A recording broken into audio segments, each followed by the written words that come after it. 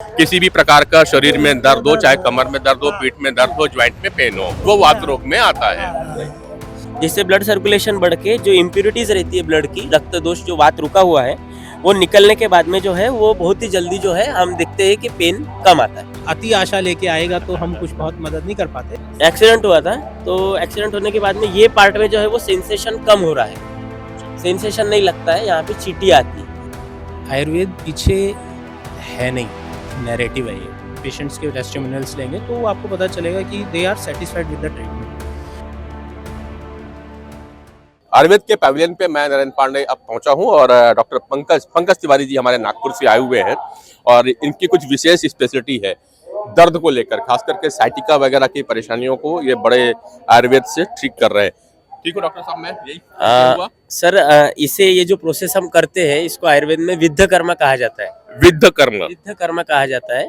ये सुश्रुत संहिता में इसका वर्णन मिलता है। तो किसी भी टाइप का पेन हो या फिर डिलेड माइलस्टोन के जो बच्चे रहते हैं ऑटिज्म के, जो कि वो उनकी ग्रोथ धीरे होती है, किसी भी टाइप का पेन हो, जैसे सैटिका हो, जॉइंट का पेन हो, नींद ना आना हो, माइग्रेन की तकलीफ हो, नस दबी हो, तो इससे रिलेटेड जो ज़्यादातर व्याधियाँ होती है या डिसीजेस होती है उसमें ये बहुत ही प्रभावकारी चिकित्सा है, जो कि इसको आगे करने का और इसको और बढ़ावा देने के लिए वैद्य राघव गोगटे सर जो पुणे के हैं उन्होंने इसको बहुत आगे लाया, वो उसके उद्गाते माने जाते हैं। और डॉक्टर चंद्र कुमार देशमुख सर जो है वो पुणे में प्रैक्टिस करते हैं, उनसे मैं ये सीखा हूँ और अपने प्रैक्टिस में पिछले 8 साल से मैं ये नागपुर में कर रहा हूँ। तो अभी जो इनको है इनका पता भी चलिए और आप प्रोसेस करते रहिए। तो इनको 2018 में इनका ऑपरेशन हुआ था, एक्सीडेंट हुआ था। तो एक्सीडेंट होने के बाद में ये पार्ट में जो है वो सेंसेशन कम हो रहा है, सेंसेशन नहीं लगता है, यहाँ पे चींटी आती है। तो इसको टिपिकली वातरक्त ये डिसीज आयुर्वेद में बताया है, उसके अंतर्गत ये लक्षण बताए जाते हैं, जहाँ पे सुप्ति यानी टिंगलिंग सेंसेशन लॉस जो रहता है वहाँ पे रहता है। तो ऐसे इस पे शिप्र के 2 अंगुल ऊपर अशुद्ध रक्त निकलने के बाद में जैसे ये देखेंगे हम ब्लैक कलर का दिख रहा है, तो ये वात दोष की दृष्टि इसमें ज्यादा है। ठीक है, तो ये जैसे ही हमने इस पे विद्ध कर्म किए 26 नंबर निडल से, तो ब्लैक कलर का इसमें ब्लड निकल रहा है। तो ये स्पेसिफिक मर्म के जो 108 पॉइंट बताए हैं पूरे बॉडी पे, वहां से अशुद्ध रक्त को निकालना, ब्लड का सप्लाई बढ़ाना, जिससे ब्लड सर्कुलेशन बढ़ के जो इम्प्यूरिटीज रहती है ब्लड की, रक्त दोष जो वात रुका हुआ है वो निकलने के बाद में जो है वो बहुत ही जल्दी जो है हम देखते हैं कि पेन कम आता है। ये अलग अलग पॉइंट का अलग अलग महत्व बताया है, उसका अलग अलग कंट्रोलिंग एरिया है बॉडी के पार्ट के और फंक्शन के हिसाब से। तो मर्म पे नहीं करना है, उसके 2 अंगुल ऊपर या आगे पीछे, मर्मा पे ना करके उसके 2 अंगुल ऊपर आपको। मर्म पे किसी भी टाइप का आघात नहीं करना चाहिए। तो जैसे संहिताओं में बताया है और जैसे मैंने मेरे गुरु के पास देखा है उसी तरीके से हम ये करते हैं और बहुत अच्छे रिजल्ट आते हैं। मैं वैद्य पंकज तिवारी नागपुर में संभाजी स्क्वायर पे प्रैक्टिस करता हूँ। मेरे क्लिनिक का नाम श्री विश्वनाथ आयुर्वेद व पंचकर्म चिकित्सालय है और मैं श्री आयुर्वेद कॉलेज नागपुर में असिस्टेंट प्रोफेसर के पद पे भी हूँ। मेरा मोबाइल नंबर है, आप कोई भी ऐसा कुछ प्रॉब्लम रहता है तो आप कांटेक्ट कर सकते हैं 9403357261। धन्यवाद। एक डॉक्टर आयुर्वेद के और बाहर से आए हैं, वैद्य नीरज गुप्ता जी हैं, हमारी मुलाकात हो रही है। हेलो, मैं डॉक्टर नरेंद्र पांडे हूँ। नीरज जी, बस समय ज़्यादा नहीं लेते हुए आप बात करेंगे, किस प्रकार के पेशेंट आप जनरली ये देखते हैं और इस कैंप में आपको किस प्रकार के पेशेंट देख पा रहे हो?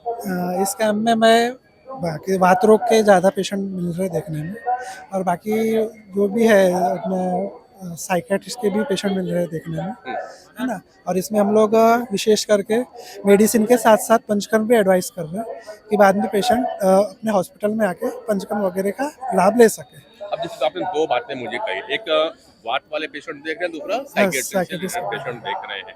मुझे अब समझना है वात रोग को आप कैसे बता रहे हो, सामान्य भाषा में मुझे समझना है। आपकी आयुर्वेद भाषा तो ठीक है वात का, पर एक सामान्य पब्लिक वात को क्या समझे? वात में जैसे किसी को घुटनों में दर्द है, पीठ में दर्द है, गर्दन में दर्द है, जो भी यानी दुखने दर्द वाले जो पेशेंट रहते हैं, किसी भी प्रकार का शरीर में दर्द हो, चाहे कमर में दर्द हो, पीठ में दर्द हो, ज्वाइंट में पेन हो, वो वात रोग में आता है।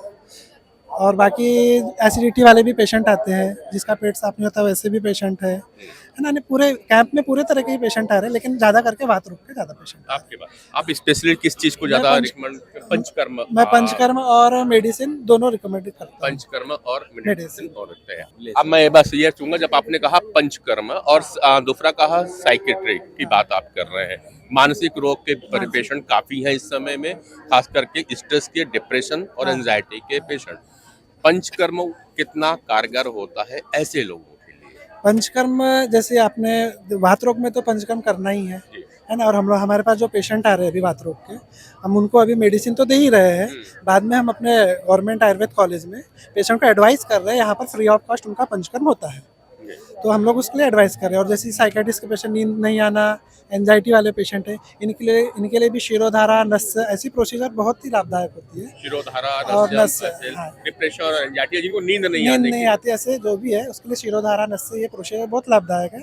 उसके लिए भी हम लोग पेशेंट को एडवाइस कर रहे हैं कि यहाँ पर कॉलेज में आके फ्री ऑफ कॉस्ट में अपना चिकित्सा का लाभ तो मैं बोल सकता हूँ जिनको नींद नहीं आती वो नींद की गोली ना खा करके शिरोधारा करा ले आकर के। आपसे सलाह। Thank you very much doctor, thank you. वापस आया हूँ आयुर्वेद के पैवेलियन में, और आने का पीछे कारण ये है कि डॉक्टर प्रशांत कुमार गुप्ता के आने की मुझे खबर मिली। वर्तमान में आप अय्या में पोस्टेड हैं, दिल्ली में All India Institute of Ayurveda, equivalent to modern science में बात करें तो एम्स में हुआ।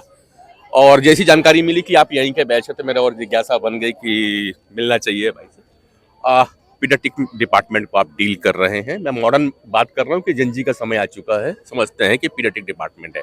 अभी जब बात चल रहा था तो मैं कुछ केस को सुन रहा था, तो ये लगा जैसे कि ऑटिज्म से जुड़ता हुआ कोई बातचीत आप कर रहे थे, जितना मैं समझ पाया। ऑटिज्म एंड आयुर्वेदा, ये बात करूँगा आपसे। नमस्कार, मैं डॉक्टर प्रशांत हूँ। पूर्व में रायपुर गवर्नमेंट आयुर्वेद कॉलेज में मैंने अपनी सेवाएं दी हैं, और वर्ष 2021 से मैं all India Institute of Ayurveda में कार्य कर रहा हूँ।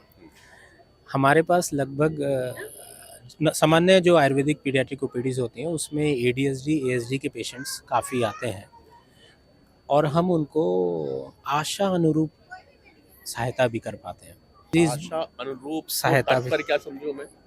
मतलब ऐसा कि अब कोई हमसे अति आशा लेके आएगा तो हम कुछ बहुत मदद नहीं कर पाते, लेकिन हाँ, समय के साथ ये डिसऑर्डर में बच्चे को अंडरस्टैंडिंग इम्प्रूव करना, बच्चे की रिहैब, बच्चे की IQ, बच्चे की प्रेजेंटेशन, बच्चे का स्कूल गोइंग प्रेजेंटेशन या स्कूल की जो परफॉर्मेंसेस हैं वो, इन सब में इम्प्रूवमेंट आता है।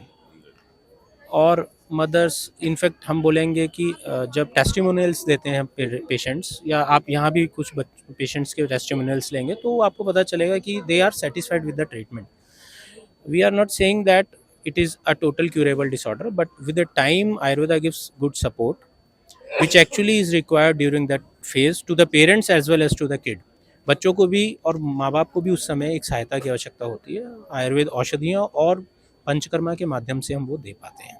आयुर्वेदिक औषधि और पंचकर्म। जी जी जी। अच्छा, अभी आप जब बात कर रहे थे इस केस के ऊपर में, तो मैंने कहा आपने कुछ फैमिली हिस्ट्री भी उनकी ले रहे थे कि एज क्या थी during the first delivery, then second delivery के बीच में गैप क्या था, या कोई मिसकैरेज तो नहीं हुआ, इसका भी कोई संबंध है? आप देखिए, शुरुआती वर्षों में हम मुश्किल होती है ये पता लगाने में कि ये ASD है या फिर कोई जेनेटिकल इन्वॉल्वमेंट तो नहीं है।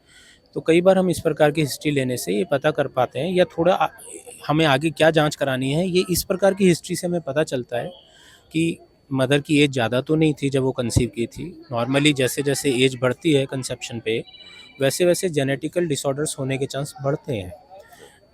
क्लिनिकली ऐसा प्रेजेंटेशन आता है। तो अब क्योंकि सभी लोग अपने कैरियर ओरिएंटेशन की ओर रहते हैं, और रहना भी चाहिए, तो जो नॉर्मल एज ऑफ मैरिंग है वो थोड़ी सी आगे चली गई है, और उस कारण से जो कंसीव जो हम करते हैं, या पहली बार जब हम बच्चा कंसीव करते हैं तो उसकी एज भी थोड़ी आगे हो गई है। तो कई बार ये फैक्टर्स कंट्रीब्यूट करते हैं जेनेटिकल डिसऑर्डर्स में, इसलिए भी हमने ये हिस्ट्री उससे ली। अच्छा, मुझे एक जानकारी और मिली थी जब मैं यहाँ एंट्री कर रहा था। आज 2 दिन से स्वर्ण प्राशन चल रहा था, और कुछ लोगों ने मुझे बताया जो यहाँ के PG स्टूडेंट्स हैं कि यहाँ स्वर्ण प्राशन डॉक्टर प्रशांत गुप्ता जी ने ही चालू करवाया था। देखिए, ये तो क्या है कि गंगा जी को आना था तो वो भागीरथ का सर ढूंढ ली, लेकिन मैं ये बोलूँगा कि यहाँ 2 भागीरथ थे उस समय। एक डॉक्टर लवकेश जो अब गंगा को आगे लेके जा रहे हैं, और एक डॉक्टर प्रशांत थे जो यहाँ से उसी 4-6 महीने में ही चले गए थे। तो फ्रेंकली स्पीकिंग और ट्रूली स्पीकिंग या कन्फेशन भी है ये कि लाना हो सकता है कि एक जगह प्रेजेंट किया हो मैंने, उन्होंने उस बात से सामंजस्य दिखाया हो और हमें कुछ शुरुआती 10 लाख रुपए दिए हों और उससे हमने एक कार्यक्रम प्रारंभ किया हो, लेकिन कार्यक्रम लाना महत्वपूर्ण नहीं है। बहुत सारे कार्यक्रम आते हैं लेकिन चलते नहीं। तो मुझे बड़ी हर्ष है, खुशी है और मैं यहाँ बधाई भी देता हूँ कि ये अविरल रूप से ये स्वर्ण प्राशन यहाँ चल रहा है। और ये बात भी मैं आपको बताता हूँ, मात्र छत्तीसगढ़ है जहाँ पर शासकीय सहायता से स्वर्ण प्राशन चलता है। 3-4 स्टेट्स में काम किया है, हर जगह कोई ना कोई CSR से कर रहा है, कोई कैसे कर रहा है, but this is the only state and I actually congratulate यहाँ के स्टाफ को, यहाँ के शासन को, मंत्रालय को, सबको कॉन्ग्रेचुलेट करता हूँ कि आप और देखिए उससे बहुत सारे बच्चों को लाभ हो रहा है, बहुत बढ़िया स्टडीज़ हो रही हैं। स्टडी की बात आ गई। सब मॉडर्न मेडिकल साइंस में बहुत सारे रिसर्च पेपर प्रस्तुत किए जाते हैं, हर साल कई पेपर्स आते हैं, सेमिनार्स होते हैं, आयुर्वेद पीछे क्यों है साहब? देखिए मैं आपको बताता हूँ, ये जो शब्द है ना आयुर्वेद पीछे क्यों है, आयुर्वेद पीछे है नहीं, नैरेटिव है ये। मैं आपको बताता हूँ क्यों, क्योंकि आप आयुष धारा जाइए, बहुत सारे पोर्टल्स में बताता हूँ जिस पे 40-40 हज़ार पेपर पब्लिश्ड हैं, लेकिन हमने एक्चुअली देखे नहीं।